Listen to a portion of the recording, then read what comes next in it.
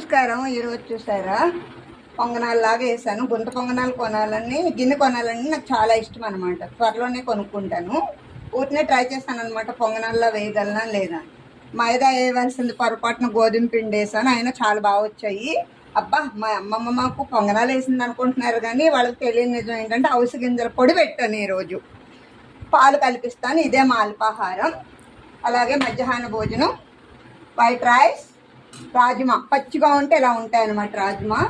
రాజ్మా కొబ్బరి కాస్త మసాలా వేసి కర్రీ చేశాను. చాలా బాగుంటుంది. మంతన్ సత్యనారాయణ రాజు గారు ఎన్నోసార్లు చెప్తారు టీవీలో. అది కూడా నేను చూసి చాలా ఆనందపడి నేను వీడియోస్ పెట్టిన తర్వాత ఈవేళ ఇన్ని రోజులు ట్రై చేశాను. చూసారు, ఇందులో నిమ్మకాయ పిండుకోవాలి. మీరు కూడా ట్రై చేయండి. రాజ్మా కూర కమ్మనైన కుండ పెరుగు. ఈ వీడియో మీ అందరికి నచ్చినట్లయితే లైక్ చేయండి, షేర్ చేయండి, సబ్స్క్రైబ్ చేయండి. అమ్మమ్మని సపోర్ట్ చేయండి.